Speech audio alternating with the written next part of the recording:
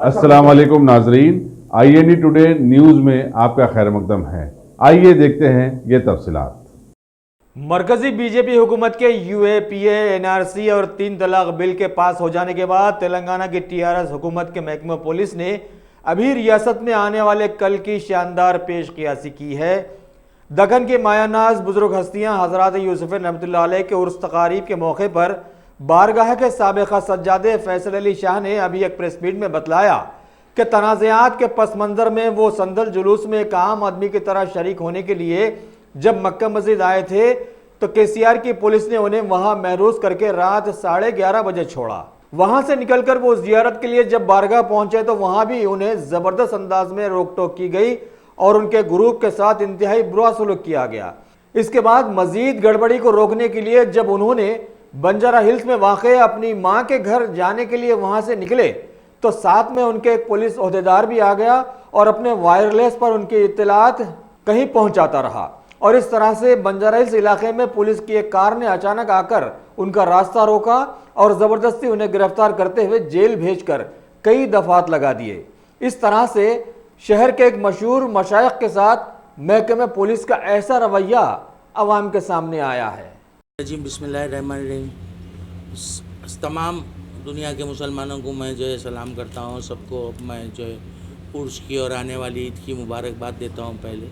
और सब में पहले मेरा हमेशा तरीक़ा यही रहा कि मैं सब में पहले जो मोमिन जो है सरकार दो आलम से जो वादा किया कि आप जो हम तक पैगाम पहुँचाए वो हमको दूसरों को पहुँचाने का है, तो वो काम मैं सबको ये पैगाम देना चाहता हूँ कि हर मुसलमान को और हर मज़हबी आदमी को, क्रिश्चियन को, हिंदू को ये कहता हूँ कि आप आसमानी किताब से जुड़ जाइए। हिंदू को ये मैं राय देता हूँ कि वो अपना वेद से जुड़ जाए, क्रिश्चियन बाइबल से जुड़ जाए और मुसलमान तमाम कुरान से। तो आसमानी किताब से जुड़ने के बाद ये कोई झगड़े बाकी रहते ना, कोई आपकी ज़िंदगी में वबाल आता और सबसे आपको सुकून मिल सकता। और हर मुसलमान पे फ़र्ज़ है और कुरान में अल्लाह ताला भी ये फ़र्ज़ किया आप पे कुरान, इन्ना का फ़र्ज़ अलैकल कुरान अली रात दुका इलल मात, ताकि आपको असली हालत पे लौटा दे।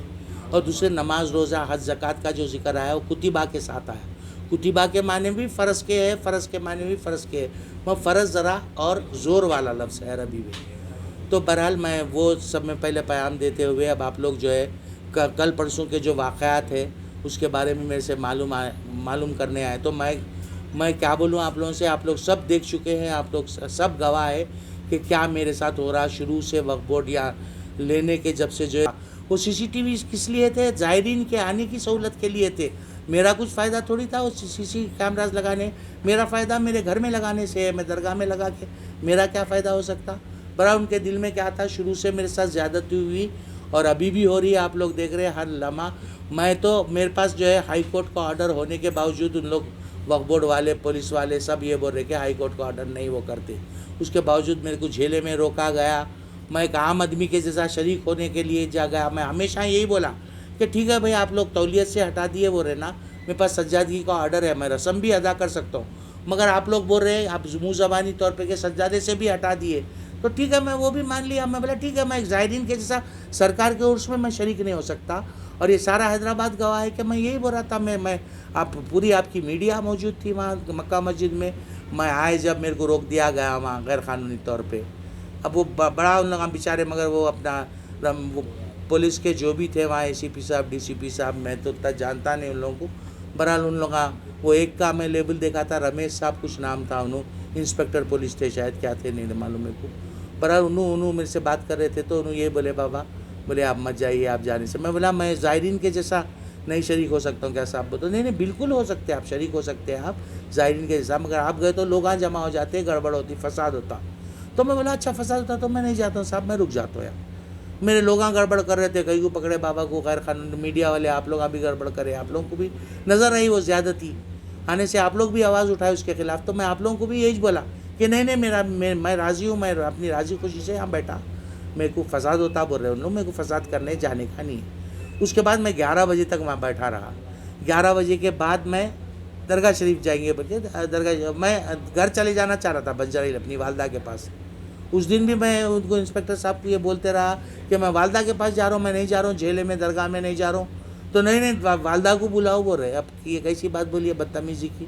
वालदा को मैं बुलाऊं अपने पास, बीमार वालदा को अपनी? तो अपना इस किस्म की ज़्यादती में से सौतेला सलूक कर रहे हैं उन्होंने, किस वजह से ये सब जो है ना अपना, ये मुतवल्ली साहब जो आए हुए हैं गुलबर्ग के, इनकी शय पे हो रहा शायद, मेरे को तो समझ में ये आ रहा। और वक्फ बोर्ड भी उनसे मिला हुआ है, वो सब रुश्वतखोर लोग गलत किस्म के। बहरहाल इन लोग सब मिल के जो है ना ये गेम खेल रहे हैं मेरे साथ। मेरे को जेल को भी जाए तो मेरे को क्या होने वाला है, फ़कीर का क्या बिगाड़ते जेल को। उतारे पब्लिक उतारी तो पब्लिक को मैं बोला, मैं देखा उतर के, हाँ सुनिए आप, मैं उतरा नीचे उतरा गाड़ी में से। नीचे उतरने के बाद यहाँ आने के बाद सब आप देखे हुए हैं, मगर मैं जो देखा सो मैं आपको अपना बयान दे रहा हूँ कि मैं नीचे उतर के लोग जो है कुछ गालियाँ देने लगे थे और अल्लाह अकबर के नारे मारने लगे थे। तो मेरे को फिर सिचुएशन ऐसी दिखी कि कुछ ना कुछ यहाँ फसाद होने का डर है। तो पुलिस वाला भी, उन्हें भी सर्कल भी बोल रहा था, उन्हें भी बोल रहा था, कौन वो अपना इन्हों क्या नाम इनका, शिवचंद्र साहब भी बोल रहे थे कि आप जाइए बंजारी हिल को, आप चले जाइए, इधर मोड़िए गाड़ी, इधर मोड़िए। और पुलिस वाले को भी बिठा दिया उन्होंने। तो मैं अच्छा बोल के मैं क्या करा, वो जैसा मेरे को महसूस हुआ कि यहाँ कुछ गड़बड़ होती, फसाद होता, मैं बोला मेरी तरफ से कहीं को भाई लोग लड़ना मरने का न को पंचर। मैं बोला अख्तर बोल के वो बच्चा था मेरे साथ, अख्तर को बोला दबा तू बंजारी हिल को गाड़ी लेके चल, मम्मी के पास चले जाएंगे अपन। और पुलिस वाला पीछे बैठा हुआ था। अब मैं पुलिस वाला तो झूठ है, फिर पुलिस की जो रैश ड्राइविंग जो आपके ऊपर हो रहा है, लोग आप जो गाड़ी 12-1 बजे रात को क्या रैश ड्राइविंग, पकड़े बोलने बोले गाड़ी, वही बोल रहा हूँ मैं आपको, वही सुना रहा हूँ, आप सुन लीजिए। ये फसाद के डर से क्या करा, भगा बोल के निकल गया यहाँ से। तो पीछे पुलिस वाला बैठा हुआ था। पुलिस वाला बात जो है बोलते जा रहा, उसको सर्कल को बोलते जा रहा कि अपना यहाँ इनू यहाँ है, इनू यहाँ है। तो मैं समझाऊँ, उन्होंने इत्तला दे रहे कि मैं कहाँ जा रहा हूँ, सो बोल रहे अच्छा बोल के मैं चलाते हुए गाड़ी बंजारी घर को पहुँच गया। मैं घर के सामने जाने के बाद, कमान के पास जाने के बाद अख्तर या वो आबिद मेरे को बोले नहीं इन्होंने इत्तला नहीं दे रहा, पुलिस वाला आपकी हिफाजत करने नहीं आया, इन लोग चेस कर रहे हैं आपको अरेस्ट करने के वास्ते। अरे मैं बोला वो चेस कहीं कर रहे, वहीं कर लेना था ना लोगों में, यहाँ कहीं को आ रहे अरेस्ट करने के वास्ते, उन्होंने घर को जाओगे तो मैं घर को आ रहा हूँ ना बोले तक उन्होंने आके मेरे को पकड़ के, चोरों को पकड़े जैसा अरेस्ट करके ले जाके रात बैठ के FIR बना के फला। अच्छा पहले का एक केस था एक्सटॉर्शन का, वो भी वो झेले के बाद बना सो केस, उसमें भी मैं अब मेरा कॉम्प्रोमाइज़ हाई कोर्ट में दाखिल हो चुका।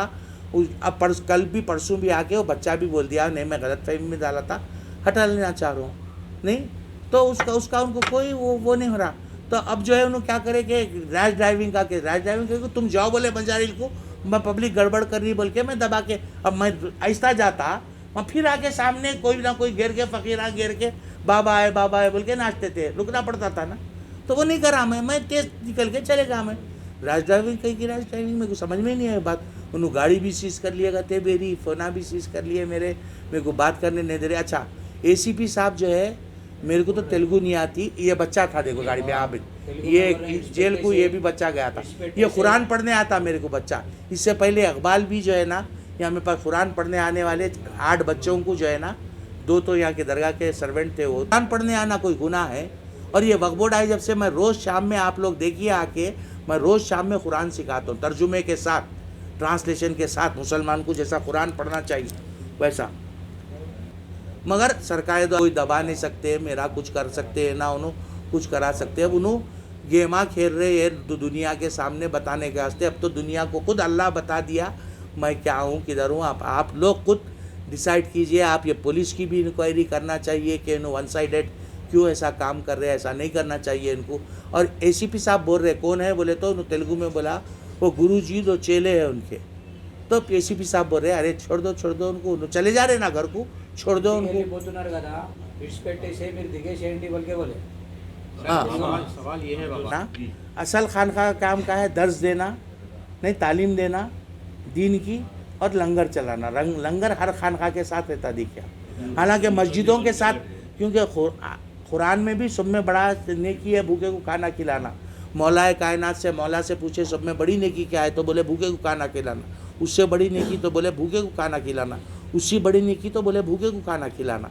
नहीं, और हमारी कोई मस्जिद में लंगर नहीं है, सिर्फ फ़कीरों के पास, जो बिद्दती जिसको बोलते वो लोगों के पास लंगर रहता। और उनके मानने वाले जो सिख है, बाबा फरीद के जो शागिर्दा है, सिखों के पास लंगर रहता। आप कौन सी मंदिर में, कौन सी मस्जिद में लंगर है बोलो?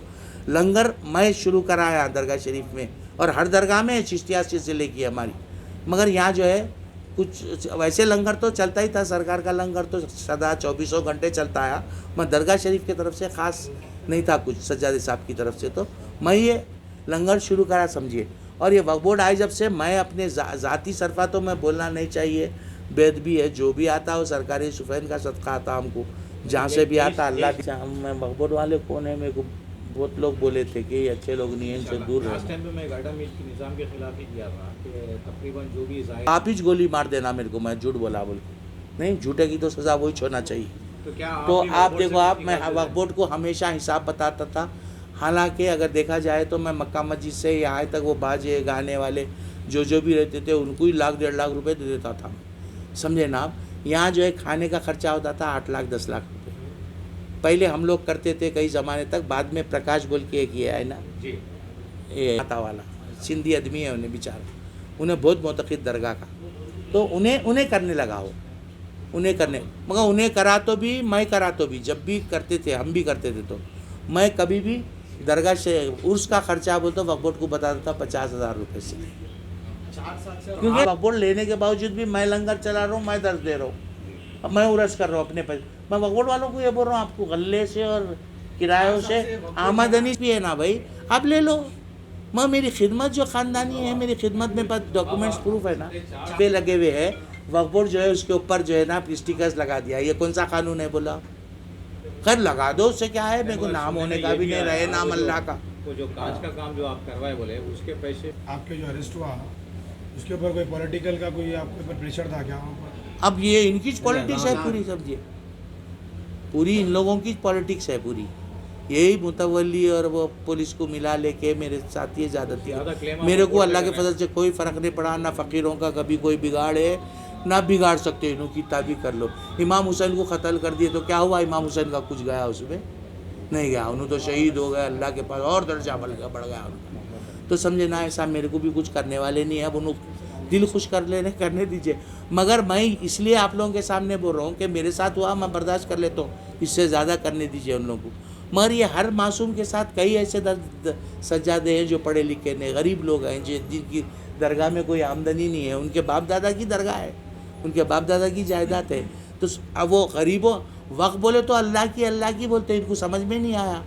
नहीं अरे कि आप क्या बोला इकबाल, ये 6 एकड़ 14 गुंठे अल्लाह की, नहीं वो सरदार बेग साहब की 8 एकड़ अल्लाह की, शाह अहमद साहब की 9 एकड़ अल्लाह की, चलिए 9 एकड़ 8 एकड़ ये अल्लाह की है, बाकी की किसकी है, उसके बाप की, मेरे बाप की, किसकी है बोला।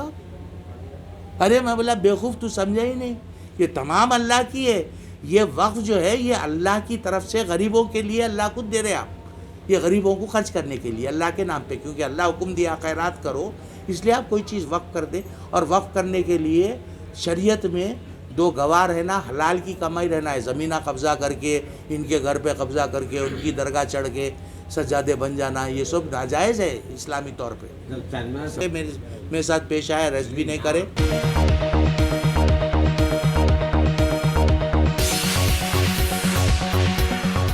Bhagwan Devi Hospital, Dr. Om Prakash Agrawal presents Juhi Clinics at Sheikhpet। 25 सालों से ऑर्थोपेडिक्स सर्विसेज खिदमत अंजाम देते आ रहे हैं। भगवान देवी हॉस्पिटल है हमेशा आपके साथ। Doctor Om Prakash Agrawal, MS ortho senior orthopaedic surgeon, doctor Arvind Kumar, MS ortho senior orthopaedic surgeon, treatment for difficult fractures, joint replacement, arthroscopy surgery, spine surgery, all under one roof. हजारों मरीजों का कामयाब इलाज जदीद टेक्नोलॉजी के जरिए, तमाम ऑर्थोपेडिक सर्विसेज एक ही छत के नीचे, modern operation theatre, 24 hours digital x ray,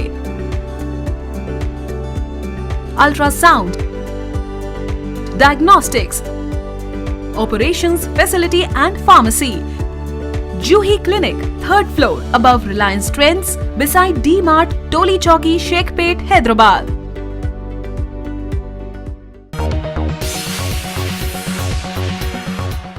अगर आपने हमारे चैनल को सब्सक्राइब नहीं किया है तो आपको यहाँ सब्सक्राइब बटन दिख रहा है, उसे क्लिक करिए और सब्सक्राइब कीजिए और साथ ही साथ बेल आइकॉन को भी क्लिक करिएगा जिससे कि आपको ताज़ा अपडेट मिलते रहें।